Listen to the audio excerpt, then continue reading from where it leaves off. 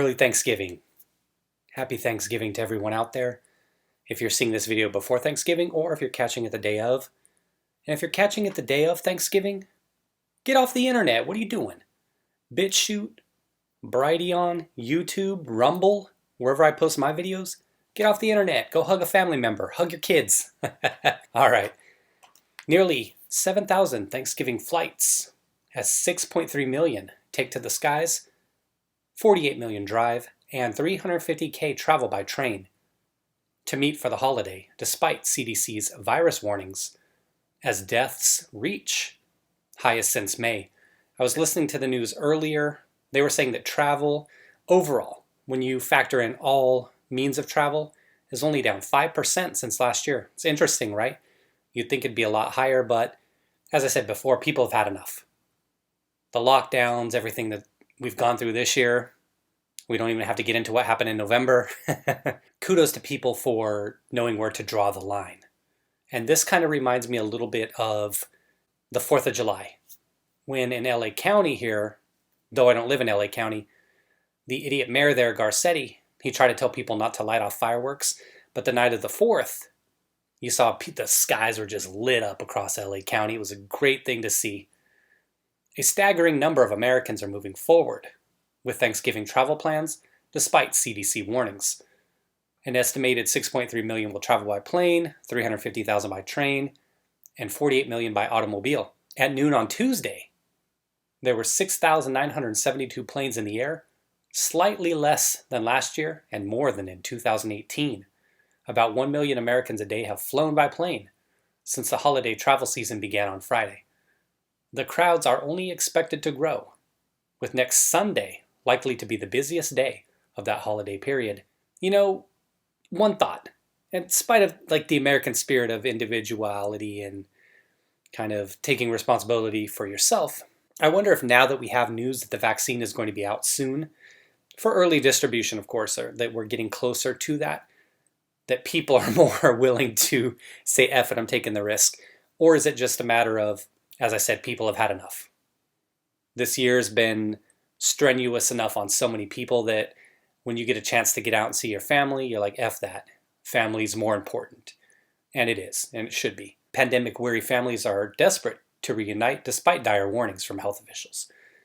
Public health experts begged people to stay home and avoid big Thanksgivings and avoid big Thanksgiving gatherings. As virus surges, here's what I want to show you real quick. We're going to move on to the next story, but here's that thing about airline travel. Boom! Isn't it glorious?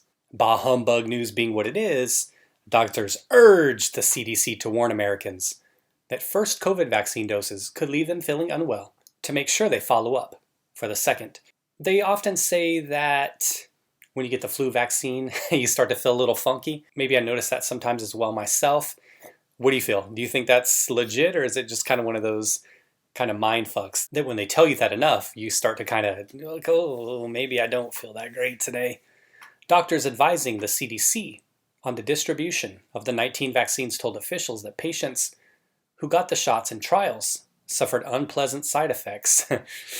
Yeah, that's with so many people already out there not wanting to take it, and I've heard from you all on both sides of it.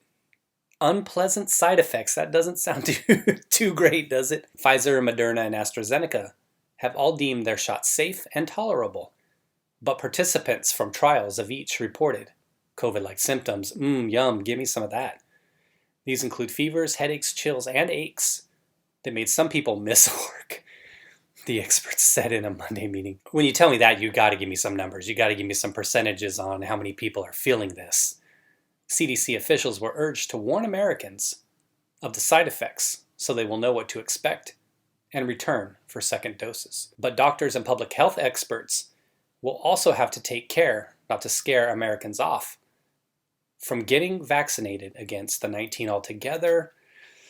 And maybe right there, don't tell anyone I'm saying this, but maybe that's why they wouldn't be so forthright with the side effects and with the percentages. And it may be down here in the text, but you have to give people information. We've had so many news outlets, organizations lie to us about so many things. And this thing itself here being so contentious, you have to be straight with people. It's I could just see it now. It's going to be one of those things where they don't tell people, and hopefully I'm wrong on this. So I'd love to be wrong on this prediction, but where they don't tell people and a lot of people get the side effects and it kind of creates this negative wave of news that does scare people off. You've just got to be forthright with people first and foremost.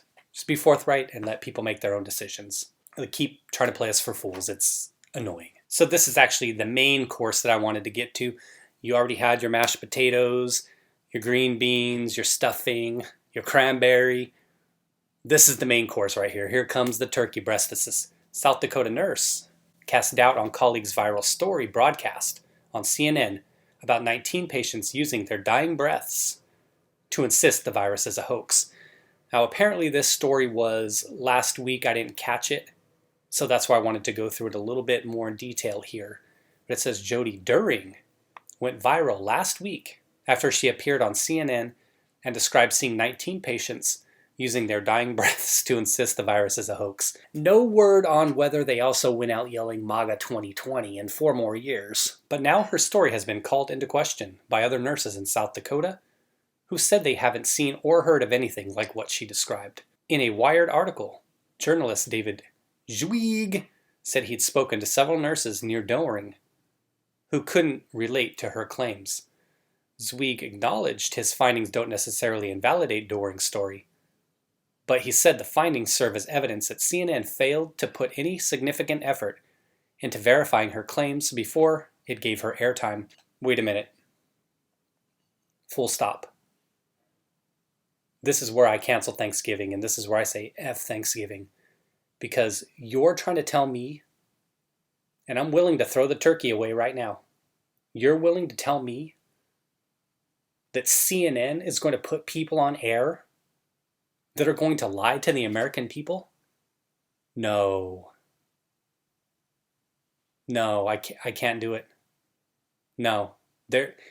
We all have a line. And you've crossed it. When you try to tell me that CNN isn't of the utmost integrity... Okay. All right, let's move on. We're still rolling with Thanksgiving, though. Zweig said he called a number of hospitals near Doring's hometown of Woonsocket to ask other nurses about the disturbing, deranged denialism phenomenon she spoke about, and couldn't find anyone with similar experiences. Woonsocket? Isn't there a Woonsocket in the Northeast Massachusetts? Am I off on that? Maybe it's Rhode Island. That was even the case at Huron Regional Medical Center, one of the 4 facilities where Doring works. He said the center's VP for Communication and Marketing, Kim Reiger, spoke to several nurses at his requests to get their reactions to Doring's interview, and none of them said they'd had 19 patients who denied having the virus. If you're on your deathbed, I think that you're not going to take that time to deny it. You're going to say, well, yeah, maybe I am sick with something. I have not experienced this, nor have I been told of this experience ever, one of the nurses told Reiger. According to Zweig, most patients are grateful and thankful for our help, another nurse said. Exactly, and that's how I think people would want to spend their dying days, right? Saying hi to loved ones, getting those last I love yous in, and obviously thanking the nurses and doctors for all their hard work. Zweig emphasized that his findings do not prove that Doring's account is untrue, but, he wrote, it provides at minimum some important context that was completely absent from the CNN interview and from all the media amplification that followed. I missed this story. Did this happen earlier in the week, last week when I was out on vacation? I kind of missed this story. This is, and again, I don't watch mainstream media news. I just watch a bunch of different channels online, kind of left, right, center, trying to get a general idea of what's going on. But I don't doubt that if CNN thought that they could use this in some way to take a shot at the right, that they would do it. Because the C in CNN doesn't stand for credibility or credible in any way, and we all know that. Little or no effort was made to assess the scope of the problem that Doring so memorably described. How many 19 patients in South Dakota are really so blinkered by disinformation that they're enraged at their caregivers and, in their final moments on Earth, still dispute what's happening? No one bothered to find out. It'd be interesting if we find the political affiliation of this woman. I bet we can get a pretty accurate guess as to what that is. A South Dakota ER nurse says her 19 patients often don't want to believe that COVID is real, that their dying words are, "This can't be happening, it's not real." And when they should be FaceTiming their families, they're filled with anger and hatred. Doesn't sound like individuals that, even if you want to say they're on the right, they're deniers, that doesn't sound like, by and large, how people would react to this. I'll just leave it there on the screen if you wanted to read a little bit more about it. Pretty interesting, though. It wouldn't be the first time, and it wouldn't even be the 10 millionth time in 2020 that we've heard people with an agenda coming out trying to push that on the people. How did CNN find out about this person? Somebody just randomly came across her tweet and threw her up on the air. Anyway, that's all I'm talking about with that. I can't deal with that. As I said, it just doesn't sound realistic to me that many patients would be like that. Maybe one or two, but I think most people, again, would be grateful and would be wanting to spend time with their families, which is what we all should be doing. Thanksgiving. Everybody, wanted to wish you all well, health, love, happiness. I hope that those of you who have families, friends, loved ones, get to spend some time with them. As I said, if our overlords get to spend time whenever they want with our people, then we should get to do the same. So I want to send you all some love and say that I hope you have a good Thanksgiving. All right, take care, everyone. Be well.